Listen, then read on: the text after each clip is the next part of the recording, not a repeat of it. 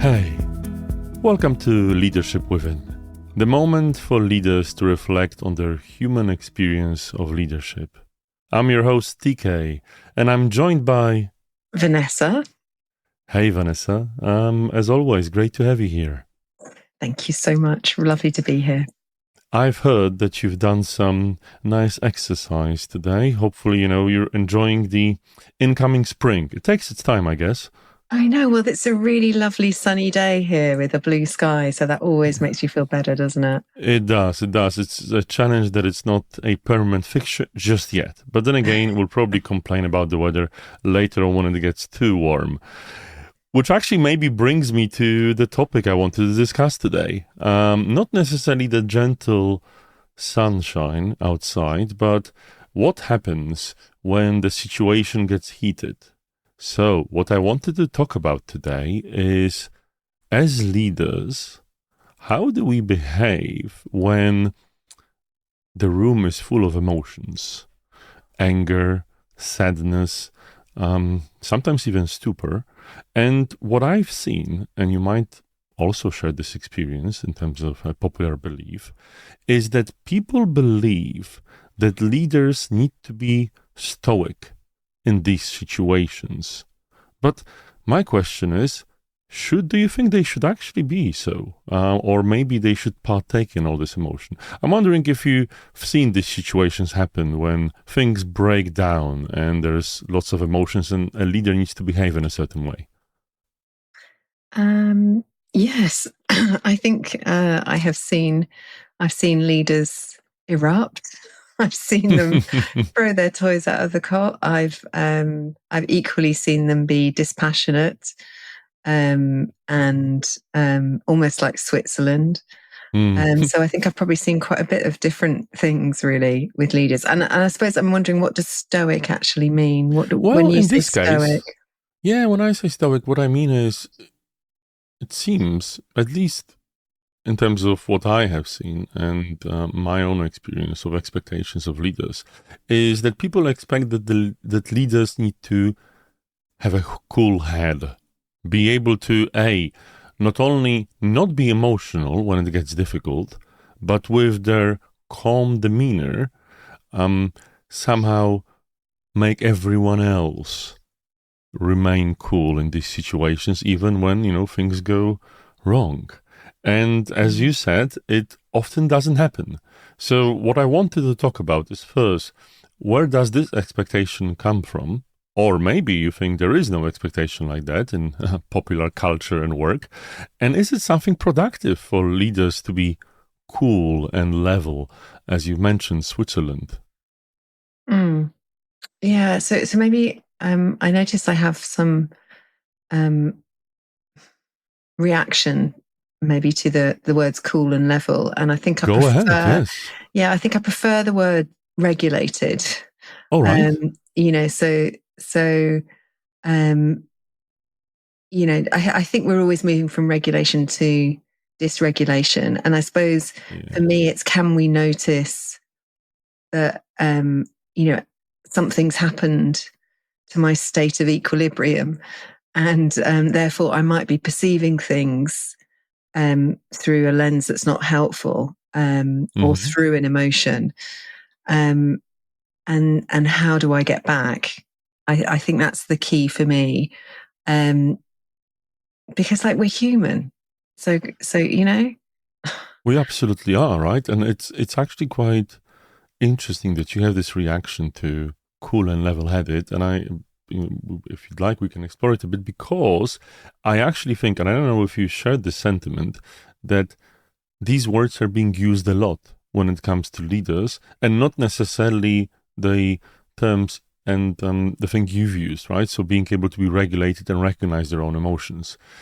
In my mind, from what I have seen and other consultants and trainers talk about, is this coolness that you have the negative reaction to, because I would too, right? Why do we necessarily try to get people to behave in just one single way, Mm. essentially non-emotionally?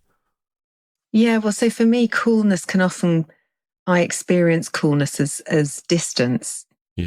Um, you know, and and it's not naturally my temperament to be cool. You know, I'm more of a warm temperament. So when I'm around cool, detached energy, you know, that can actually make me feel quite uncomfortable. And I think I've had to really learn there's a difference between being calm for me and being cool and detached and having a protection around you. So for me, there's that piece around the word. If I need to be cool, then that's not going to happen. You know, I'm someone that's passionate and warm and excited, but if I've always got to be cool, it's like requiring someone to always be warm, isn't it? It's like, it's just not going to happen. Absolutely. Yeah, I totally get that. And I think, this is what I'm actually getting at, which is the fact that, we're all different. We all have a different temperament. But there's two sides to it.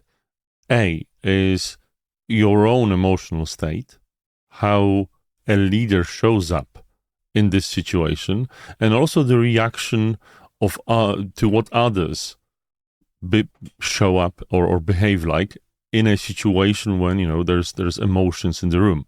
Now, it's very interesting what you've mentioned about your temperament. Yeah, go ahead. Yeah, well, so there's something that keeps jarring with me, and it's this thing of a leader, right? Because every time I hear that phrase, I imagine position, authority. For me, everybody is a leader. Everybody has emotions. We co-regulate with each other. So, the focus for me is, as humans, leading in our own lives, in our work, and everything else. Are we saying that we all need to be stoic? Is that part of what we're saying here? Well, definitely not what I'm suggesting, but just to bounce it back, many times what I've seen happen, and it would be, possibly something that many people expect, whether you might agree with it or not, is that in a certain situation, for instance, when there's a group of people, especially when there's a formal structure in that group of people and someone has a title, when something happens that triggers emotion, there's an expectation that the person with the title will take charge of behave in a certain way, right? So this is why I'm saying a leader. Now, I agree with you that it's the job of everyone in the group to deal with that. But often, when the group isn't skilled enough or being able to recognize themselves, as a group that can emotionally self-regulate, quite often people are looking up to the person with the title.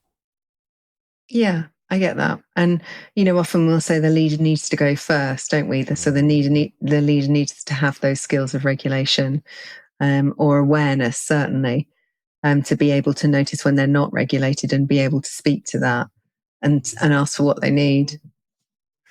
But as you say, the interesting thing here is that you've definitely pointed to something that I think I would love to talk about, which is in these moments, instead of, as you say, leader going first, it's maybe creating the environment that the whole group can process emotion. Yeah. Now, I'm wondering, how can we help our listeners first understand what it is and how to get there?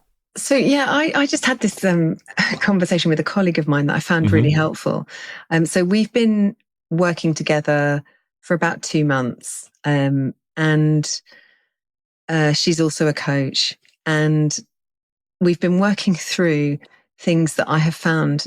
I mean, it wouldn't be for you, but it is for me. Tech just drives me crazy at times. Like, I just get really frustrated. Like, why can't I just make this happen really quickly? And then I've got to wait and right. So I'm learning to cultivate patience through my relationship with tech, which I don't enjoy.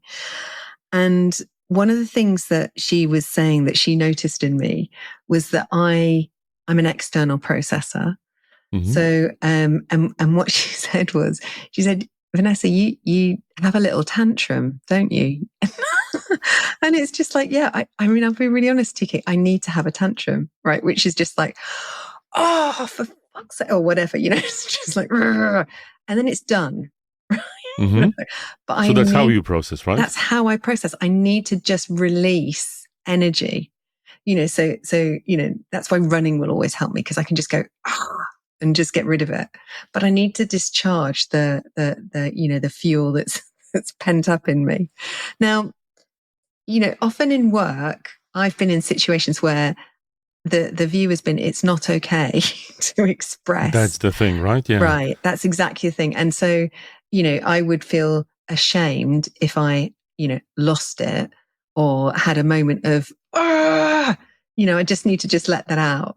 And I think what I'm realizing is actually with greater self-acceptance and self-awareness is like, actually, I can inform people, like, this is never going to be personal. I'm not having a go at you, but sometimes I just need to kind of go, or whatever.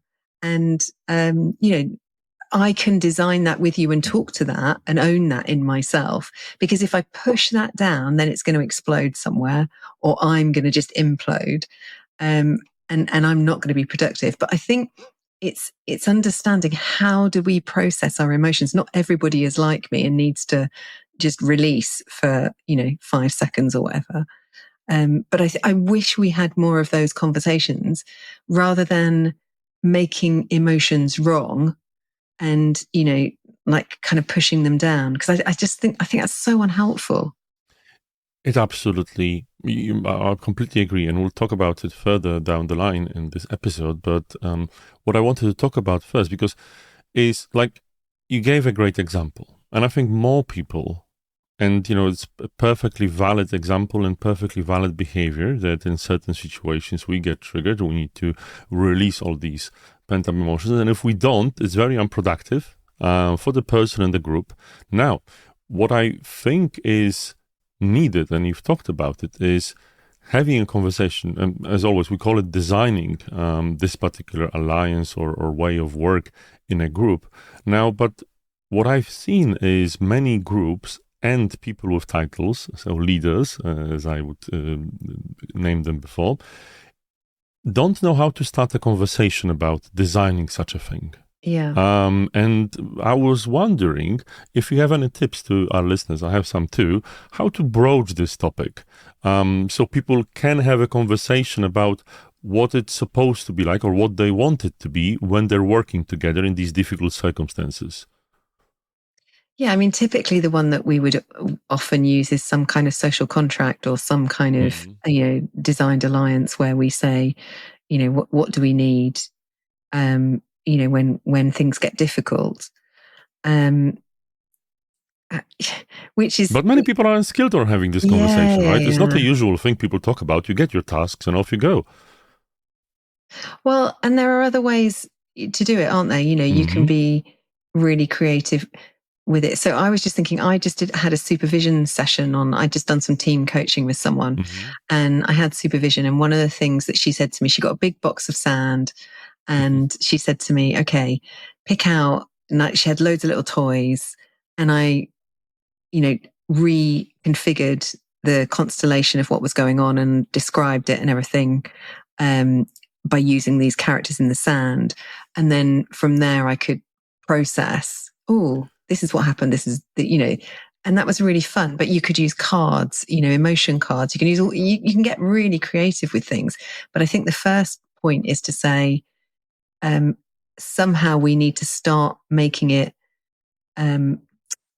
more accessible, that we have conversations about the how we do things, not the what we do, but the how,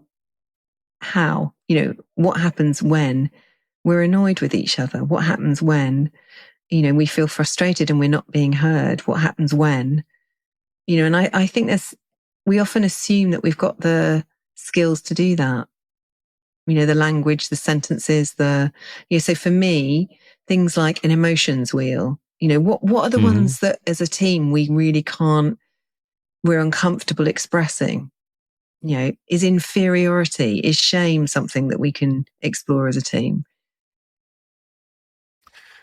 Yeah, that's something I've been talking about quite a lot on various socials, in terms of how easy it is for people, even if they create the space to talk about these things, go back and talk about the content of work and not necessarily how people collaborate. And the way I think about that, and there always is a question for me, which is why. Why is this happening? Why is it so difficult to talk about? Which is obviously it's a difficult conversation, something that we're not used to. I think, I've told you that often for me, awkwardness feels to people like emotional pain. And that's one of these situations. For our dear listeners, what I would suggest is I think Vanessa gave you some wonderful tips. And again, being creative really helps. So if you're in a position that you want to help your team have this kind of a conversation, I think any tool you use that isn't something you normally do will let people know that it's something different you're doing, that it's a different conversation. And, you can, again, emotional wheel, any kind of, even simple psychometric, any kind of cause, anything really will signify that. And I think, thank you, Vanessa, for raising it. Another thing I would say to add to that is there's this concept of a retrospective. It doesn't necessarily need to come from any method of work, but the reason it's valuable, I think, is that you look back on a situation that happened, right? So in this particular situation, for instance, something didn't get done or something hopefully didn't explode or catch fire. But what you want to talk about is look at this particular situation and analyze it through the lens of your teamwork. Now, that's a good entry point to design the way you work together. And I found it working really well, and it's a bit easier to just starting it from, step one, essentially look back. Any other tips that you would have, Vanessa, that you think, would work for starting this kind of a conversation? Oh my goodness. I'm not sure that I have. I mean, I think I just wrote down on my page emotional honesty. because I think the thing that occurs to me, even when I've been involved in a lot of retrospectives, and I've found sometimes, like, are we really being honest with what happened and what didn't happen? How brave are we being in the conversation?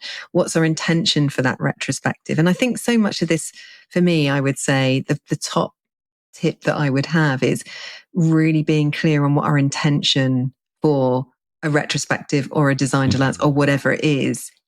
Yeah. Because I think we can, go through the motions of it, where actually absolutely. We're either trying to make ourselves feel better or feel good, but actually, if we really want to learn, then we've got to be open to the possibility that there's an even better way of doing something.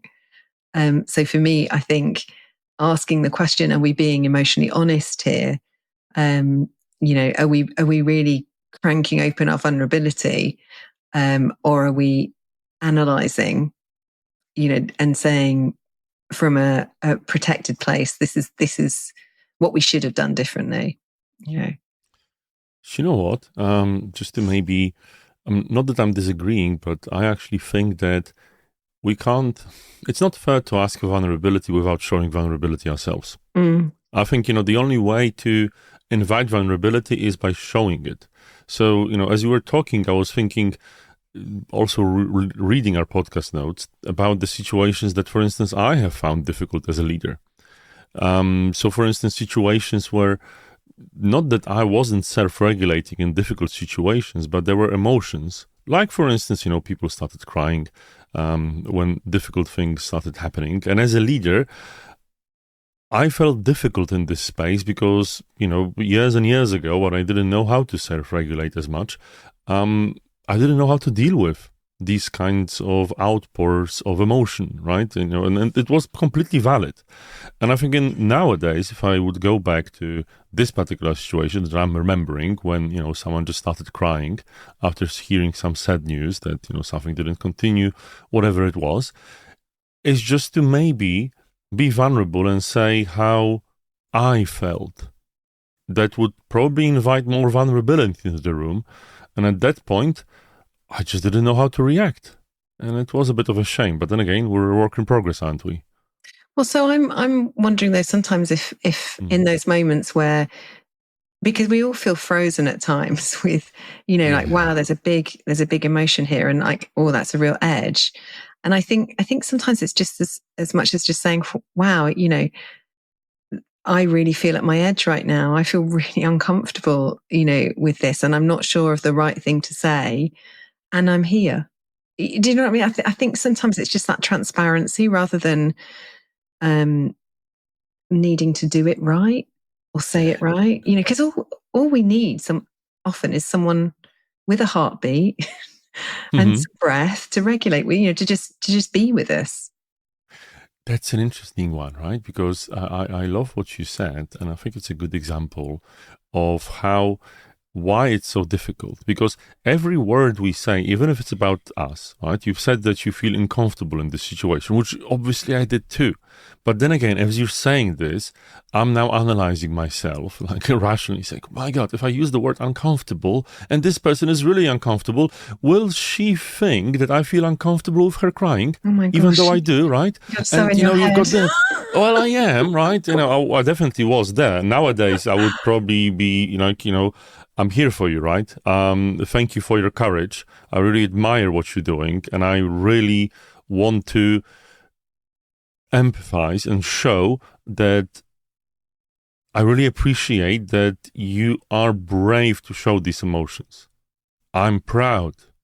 Yeah, That's, but then again, I was a different person back then. And it's interesting that, we, on one hand, we ask people to be vulnerable and share. On the other, obviously, there's this expectation, and we've talked about the role of a leader, that, they're going to be the ones that can help the group regulate. But if they're not regulated themselves, well, there you go. Yeah, I think, so I had a situation recently where in a team, someone was emotional, and I noticed someone else then got up and got tissues and wanted to, you okay? Yeah. Yeah, and come in. And I, if I'm in that situation and I'm really upset, the last thing I want is someone to come into my space. Yeah, uninvited. Yeah. Right. And I don't want someone to say anything either. I just want someone to let me be. And then to say maybe something like, thank you for sharing.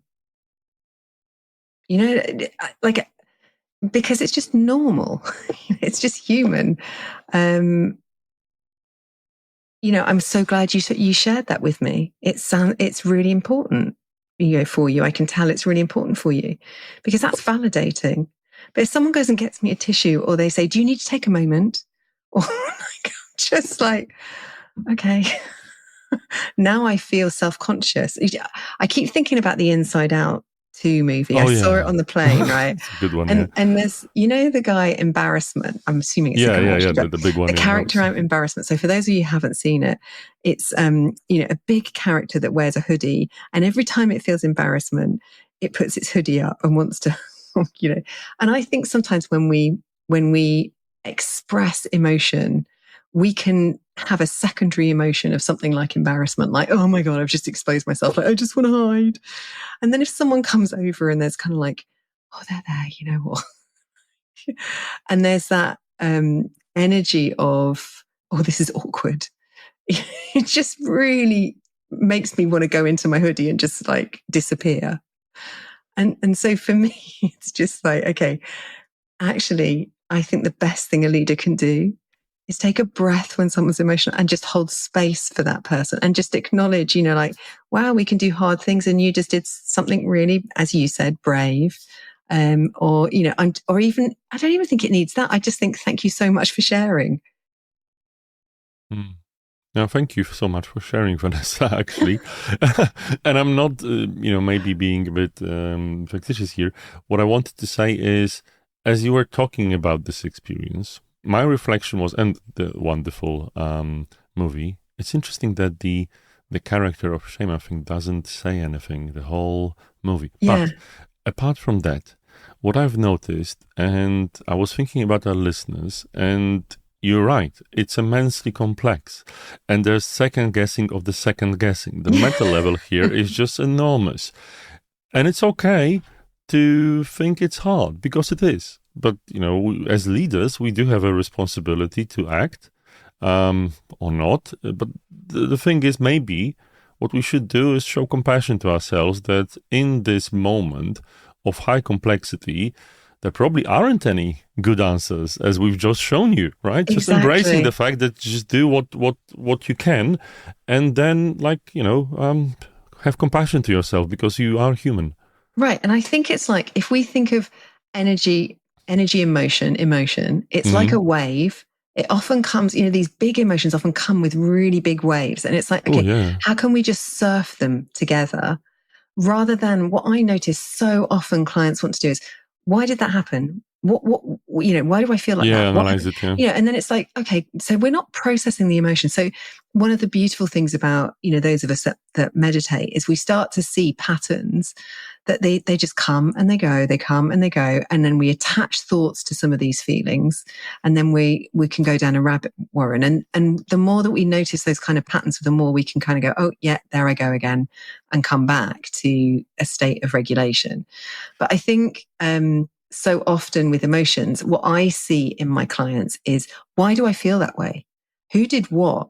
And then we're in the drama of it all, right?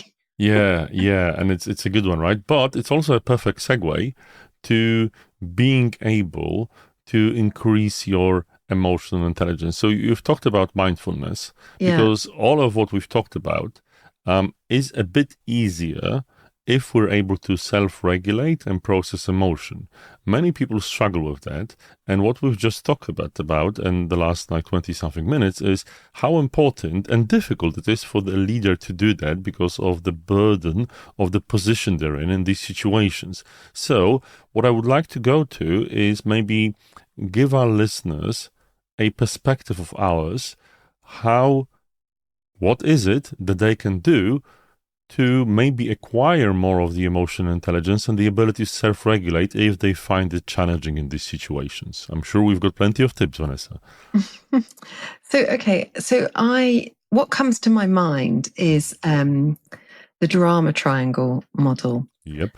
Which I really like because it's simple and it's clear. And so when we feel a big emotion, we can step into patterns, roles, that we unconsciously take. And what I think is, when I'm having a really big emotion, I can recognize. So for me, probably things like anxiety, anger, are probably big emotions that I might experience in the workplace. And if I'm feeling anxious, I'm likely to go to either victim or rescuer. So victim as in, poor me, it's just like, it's all on me, it's awful. And then rescuer as in, okay, I'm feeling anxious, I don't want to deal with that, I'm going to go and resolve something for someone else, and I'm going to fix something out there because that's going to make it all better. So with those two roles, anxiety tends to sit with them, whereas with persecutor, it tends to be anger. Like, I'm feeling angry, right? So I'm going to just blame, I'm going to put, and I'm going to challenge.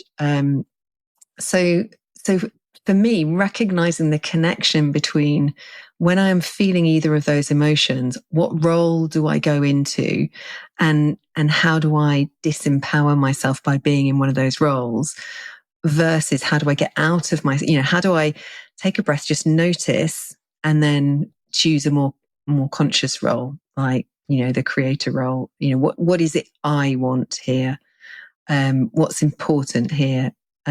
Or challenge hard on the facts, but not on the people. So just kind of recognizing the link between the emotion and the role that you play out.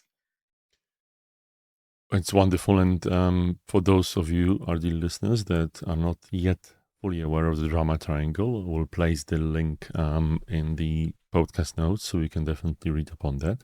But thank you for sharing, Vanessa. I think understanding the drama triangle and being able to spot yourself in one of the roles is incredibly helpful.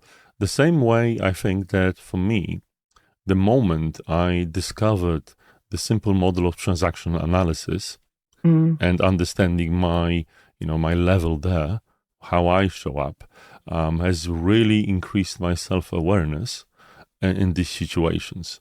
both models are absolutely valid, and they're, they can work hand in hand in these situations. And also, I'll put the link or some reading material in the resources. But the overall tip we're giving you, dear listeners, is educate yourself on these models, and as you do, you will see your behavior falling into these patterns. And just by knowing that, it will enable you to do that. But then again, even if you have the knowledge, the interesting thing is, how do you self-reflect on these situations? What tools, what techniques can you use to actually see that? Well, and I think also, I noticed that a lot of the techniques that we're talking about are cognitive techniques. Yes. And I think actually having a toolkit of embodied techniques is really important, because ultimately we experience emotion in our nervous system. So, the thought process and the reflection often happens once the emotion is over. Mm-hmm. But if we can, so for me, some of those techniques have involved things like really starting to notice when I feel certain emotions, what happens in my body that then lets me know that I'm experiencing an emotion. So, because by the time I've actually labeled the emotion, it's probably past, to be honest. But, whereas, so I will notice heat a lot in my body with certain emotions, or I'll notice tightness in certain places, or just I'll clench my jaw with certain ones, or so I think if we can start to increase our physical awareness of sensations that are attached with emotions, then we've got a much more opportunity to kind of just then meet the physicality of it. So if, for example, I feel, if I'm feeling embarrassed, I'll feel hot. If I'm feeling anger, I'll feel hot. So what I can then do is just really take a breath, feel cold air coming in through my nose. I can think of cold water. I might take a drink of water. I'm trying to cool myself down. And that then helps me get online. Or my prefrontal cortex hopefully get online. But I think for me, that's been the biggest thing, is to notice, because I find I can get contaged really quickly by emotions. And so I can absorb them very quickly. If other people are experiencing things, I can kind of sponge that in. And so working on things like, what's mine? Where's my boundaries? How do I imagine a boundary around myself? Giving an emotion back to someone. If I feel something and I wasn't feeling it, a minute ago, it's not mine. How can I send it back with love? All those like really tiny techniques that I've just over the years accumulated and practiced. But I think for me, it never really worked to do the reflection on its own. I needed the thematic awareness and work with my body much more. Thank you. It's not interesting because it's obvious that we all process it differently. And I think this showcase beautifully, and this does showcase the fact that we do, obviously, you and I process these things differently. I wish I had more body awareness myself, but, as you said, I'm more cognitive. So the things I use, if I can give some tips to our listeners, it's a bit funny. There's a movie that's not the greatest one, I have to say. It's called After Earth. It's with Will Smith and his son, Jaden Smith. Have you seen it, Vanessa? No. It's not that interesting, but there is one very important, it's science fiction. There's one very important thing there that helps me ground myself. So, doesn't matter what the story is. Essentially, Will Smith, the father, is grounded and pinned down in a spaceship, and his son, Jaden, is like out there on the planet doing like a mission, right, in the wilderness. And obviously, there's various struggles that the son is going through, but they are still in contact through radio. And as Jaden is going through struggles and really like getting lost and things are happening to him, there is one mantra that the father says to the son. which is take a knee. Right? The son is supposed to kneel and ground himself.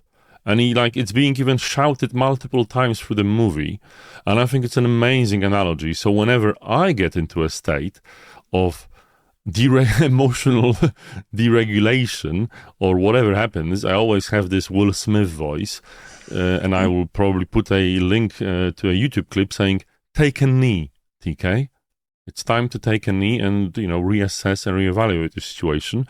And that really helps me. But there's another way that I would, and this is something that I've been really experimenting with myself and with my clients when it comes to helping discover your own emotions. So bear with me here. It's quite new, but I find it, and my clients find it works pretty well, which is making sure we externalize our emotions in certain ways. But we can also do it in a practical way when we're practicing difficult situations.